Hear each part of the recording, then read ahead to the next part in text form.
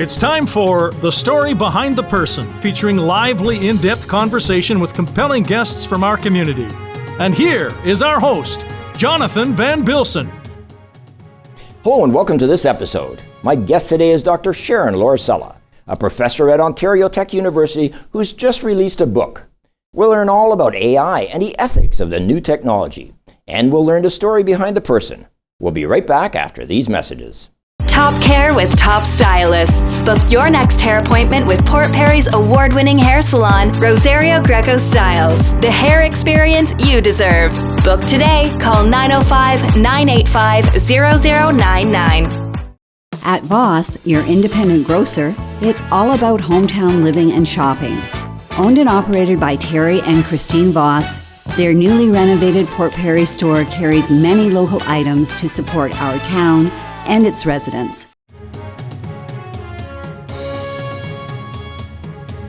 Welcome back. As I mentioned, my guest today is Dr. Sharon Lauricella. Sharon, welcome to the show. Thanks, John. It's nice to see you today.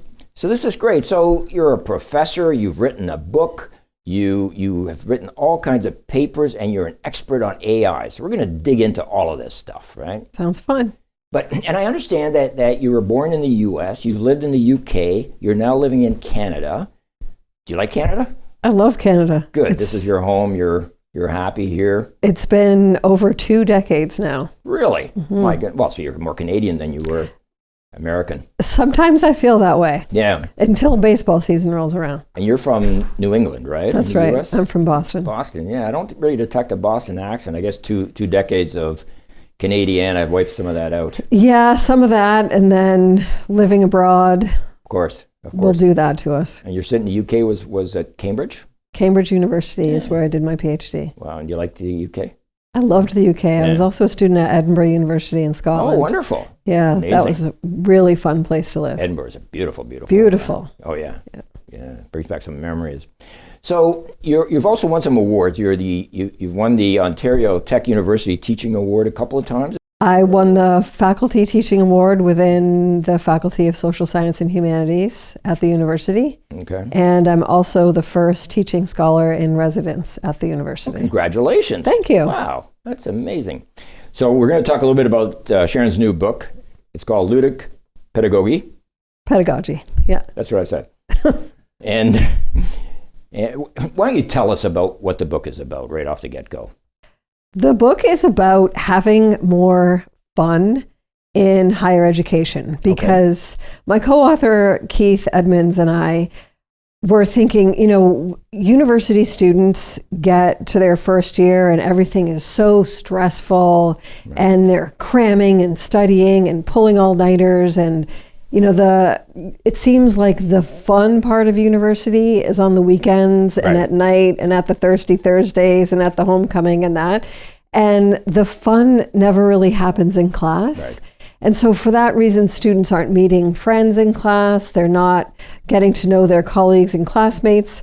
So we really wanted to discuss how important it is to make learning enjoyable and make right, learning fun. Okay, and you've been very successful with that. Obviously, the book is doing well. The book is doing great. Yeah. To have fun in the classroom, so what do you do? Like, do you party? Like, what makes it fun? Well, we don't follow the definition of university parties in the classroom. Okay. But we do get students moving around. We get students talking to each other.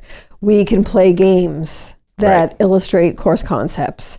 We can use technology where students can share information with each other online or during class up on a screen. Okay. So things that break up the monotony of a 3-hour class period, which really is a long time. It's a very long time. It's a very long time. And you're talking classes more than 3 or 4 students, right? Absolutely. So that makes it even much more difficult to interact. The games element is interesting because gamification is sort of it's a new buzzword, but it's been around for a long time. And is that kind of where you lean towards?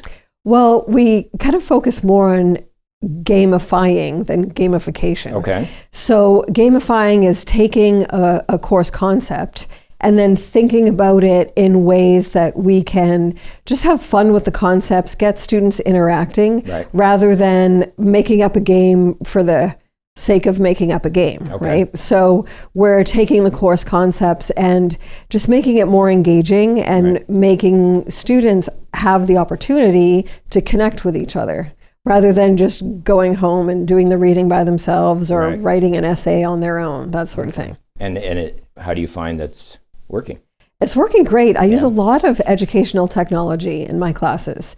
I use, in particular, I use a technology called Perusal, which is out of Harvard University. And, normally students will get their reading pack, go home, do the readings, whether it's online or in a textbook or even in an online textbook.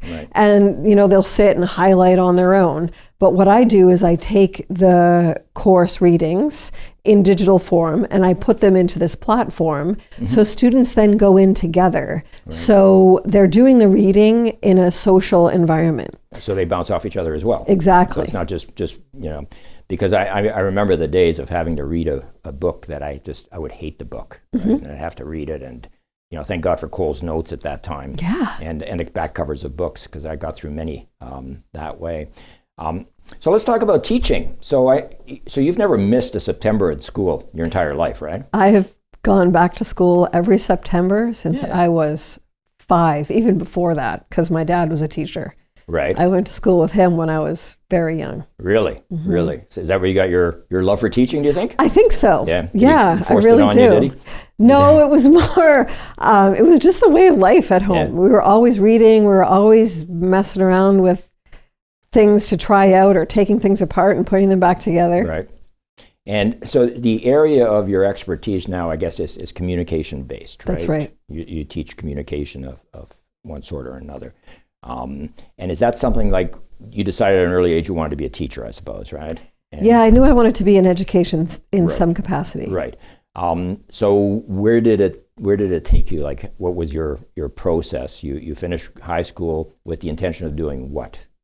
Well, I knew I was going to go to university. I just loved everything about studying, everything about school, everything about, linguistics and reading and being creative, that sort of thing. So I did my undergraduate at Wheaton College in Massachusetts. And during that time, I spent my 3rd year at Edinburgh University. Okay. So I did a year at Edinburgh. And while I was there, I said to one of my professors, well, I don't know, I think I might want to go to grad school.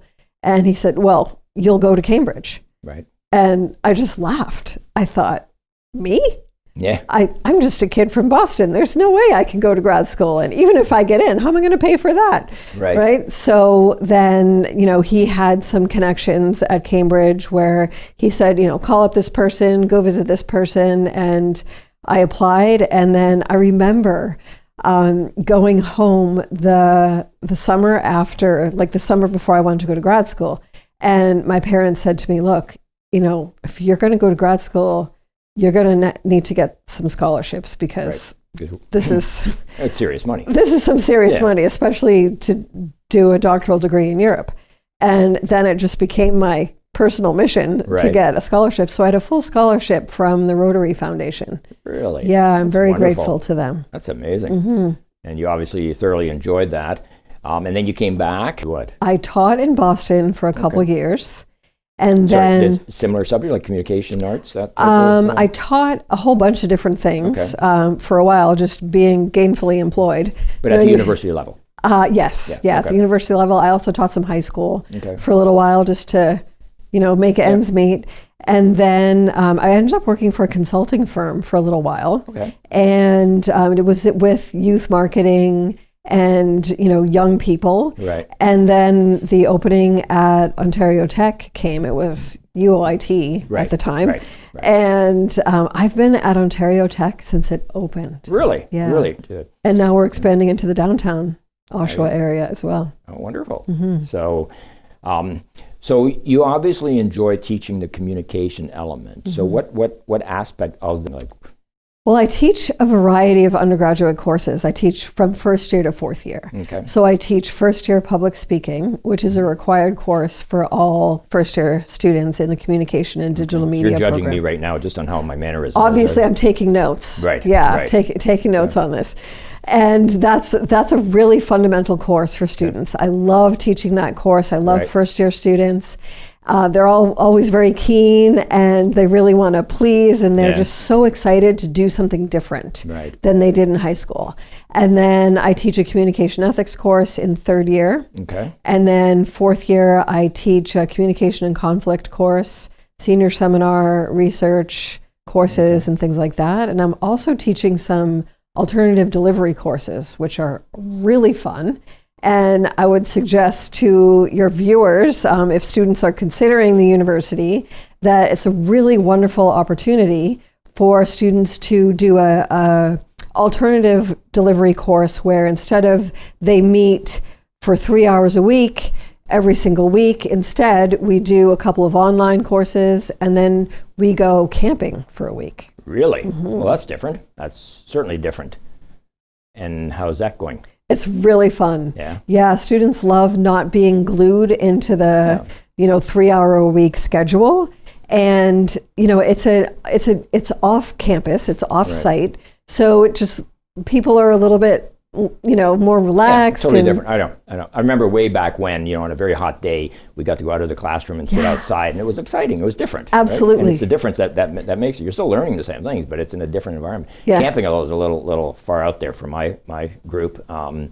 So you literally pack up tents and off you go? Well, well, John, I think it's more glamping than camping. Right. So you have a butler and maid service and no, stuff like that? No. We stay in dormitory style residence, and we have campfires at night, and it's really fun. It's a really great alternative opportunity for students to do. How long have you been doing that?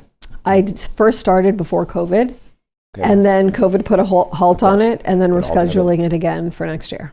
And was that a tough sell to the faculty? Sure was. I mean, it's not something that, I'm going to take my kids camping for a week. Yeah. Oh no, there's liabilities, there's waivers, there's all kinds of stuff. Exactly. Yeah. It was a tough sell, but it was important to me because part of the mission of our university is learning reimagined. Okay. So I really want to do something different with my students. I want to get out of our comfort zone, get out of we've always done it this way, especially at a young university like ours. Yeah. We're too young to be able to say, we've always done it this way. Yeah, and you can set your own boundaries and your own guidelines and chart your own course. I'm going to stop here for a sec because we're going to take a break.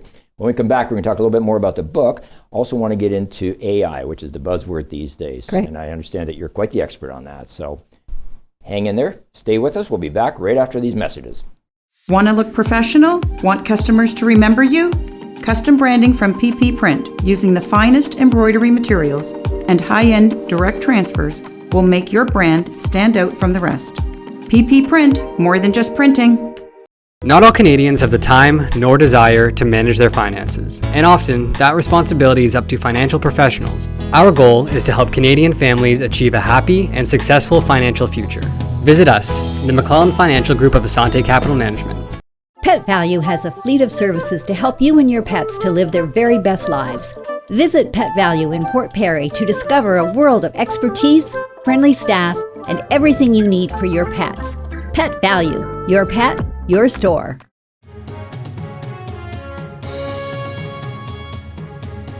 Welcome back. My guest today is Sharon Lauricella, who has written this fantastic book called Ludic Pedagogy. I have to look at it because it's a heck of a long word. Where did you come up with the title, by the way? Ludic means to play. Right. Or to play games. It's derived from the Latin. And pedagogy is teaching and learning. Okay. So teaching and learning through play, teaching and learning through fun. And our model is based on fun as the motivator and what gets students motivated. And then we talk about play, playfulness, and positivity. I may go back to university. This just sounds like so much fun. It is fun. It really does. Did you have trouble getting this published? Like, did you just write it and boom, it was picked up immediately? We were only rejected from one. Really? Yes. So this was our second go, and they took it.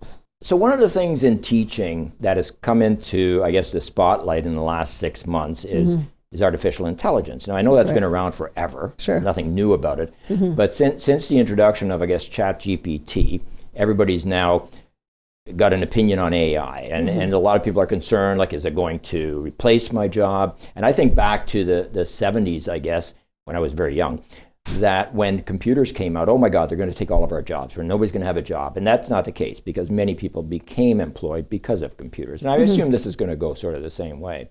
The question I have is that, and I've used AI, like chat, Yes. because it's amazing for information. But as we were just saying in the break, it's based on the internet, and it's not always accurate, so you can't rely on it. And I get that. The question is, in education, as a student, you can write a fantastic essay. It may be totally off topic, it might be totally wrong, but you can write a great essay. So how does that work in your workspace, in your environment? I think the essays that are created by ChatGPT or other similar large language models, like LLM is large language model. Right. The essays that are created by these large language models are really boring. Okay. They're really boring. They lack a voice, the voice of the student. There's no style. And I read an article recently that said the voice of ChatGPT and other similar LLMs is sort of a middle-aged person who's just hanging out, reading whatever's on the internet, right? Very monotone. And very monotone. It's not lively, and I find that it's a dead giveaway that something's written by ChatGPT or something similar.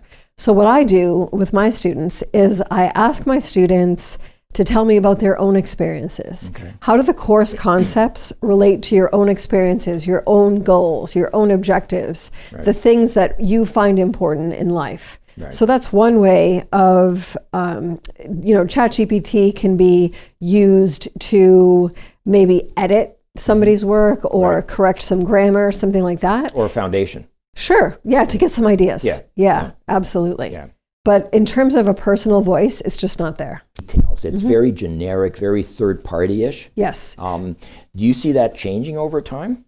I think the key to that is prompting it the right way. Right. So you have to tell ChatGPT exactly what you want. Right. Write me 300 words on the Fontana di Trevi that mentions 4 historical events. Exactly. I've learned that, Yeah, add history, add my personal, why should I visit, that kind of thing. Exactly. Yeah. But I do think it is going in a direction where it will get there. I mean, if you look at a standard computer speaking, it's very monotone. But then you look at Google Home, it's very human. And that's nothing more than AI, right? Right, absolutely. So I assume it's because they put a lot of money into it to give it that voice. Yeah, right? And you pay for that. Of course you do. Sure. Of course you do. And they have the money to be able to do it. But it's also, it's into imaging, That's photography, it's into art. Yep. And the scary thing, I did something the other day where it said, a whole bunch of prompts. So I said, woman, unicorn, forest, whatever. And it drew me a picture of a woman on a unicorn in a forest. And it's a totally no copyright issue. Right. So that's a little scary going forward, right? Yeah, and the copyright issues are something that we need to talk about in publication circles, because it's always right to cite your sources. So it would be prudent to say this image was generated by, whatever program you used, for sure. And that can become a problem, because you only know the program that generated it, but not the one that created it. That's right. Yeah. So that can lead to many, many things. So you don't discourage students from using it. You're more or less teaching them how to work with it? Is that? Yes, I'm teaching students how to work with it to their advantage. Right. And how to work with it ethically. So how they can cite a large language model, how they can get something that they really want from it.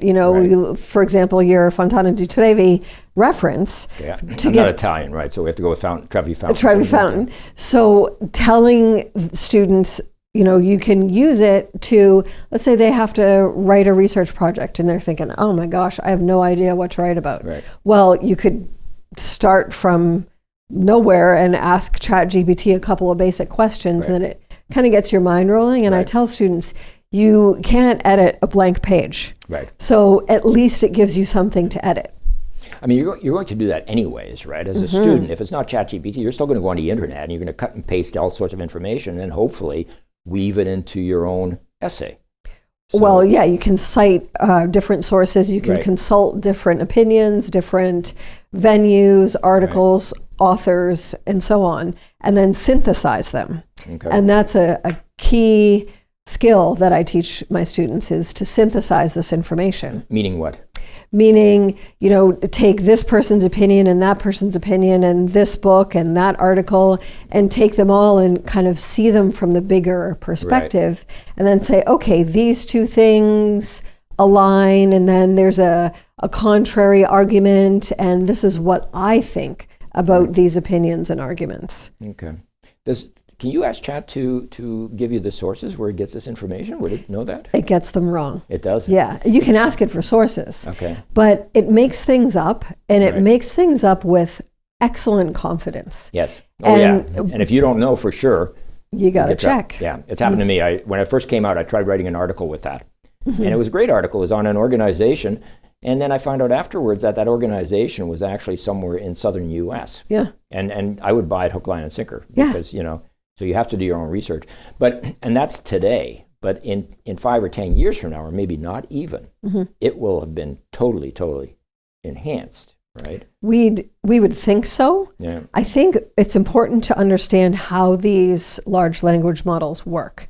What they do is consult the internet, and then it scrapes the internet, meaning it kind of puts a big net over all the sentences and the language and the paragraphs and everything. And then it is a predictive model.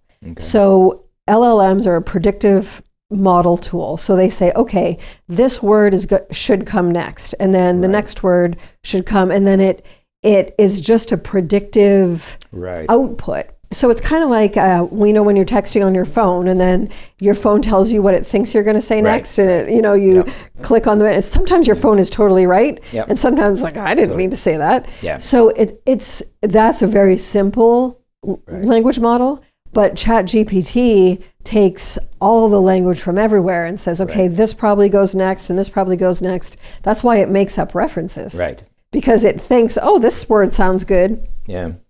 And it does not, it doesn't learn by being used, right? I can use the thing over and over again. It's not going to get any more into what I'm doing than it did on day one, right? It doesn't learn from, it learns, but it doesn't learn your style. Right. It can remember things that you ask it. Right.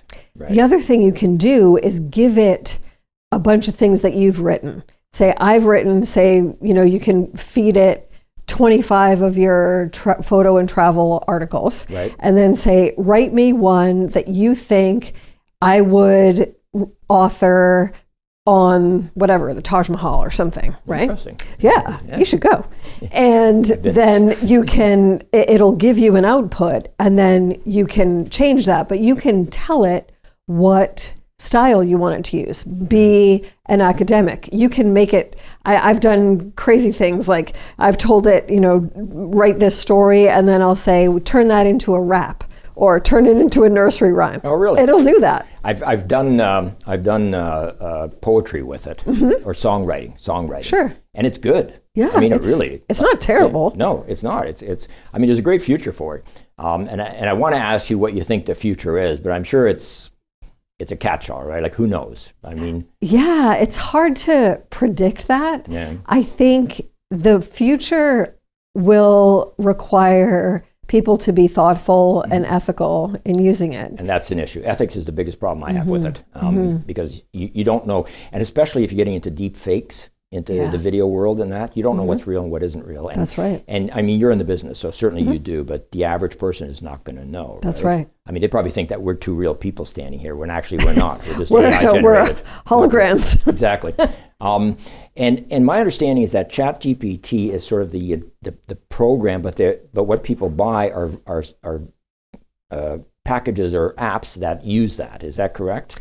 Well, ChatGPT can function as an app. Okay. Bing can function as an app. Okay. So there are also apps that use other models, for example, to make pictures like the ones that you did.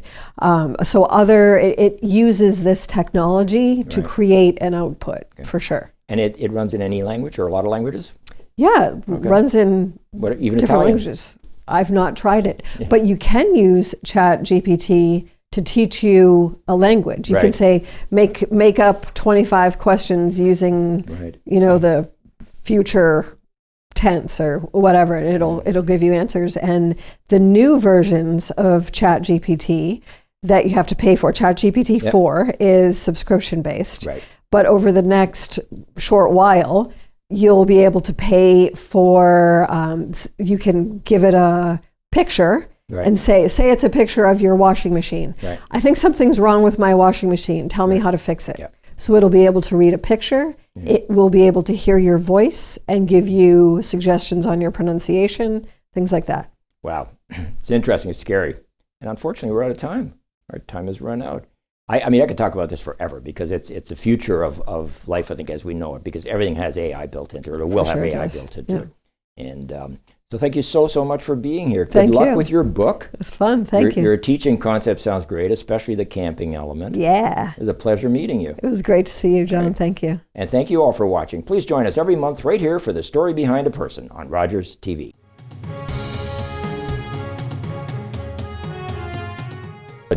And we'll learn the story behind the person right here after these. Sorry, I screwed that up totally. Sorry, guys. Okay, still rolling? Yep. My tie straight? Yeah. Once we go over, great. Once I don't have to speak, we're laughing. I'm always the obstacle. Let's go. Start it one more time. We're rolling. So it's Lauricella. Okay. Hello and welcome to this episode. My guest today is Dr. Sharon. My guest today is Dr. Sharon Smith.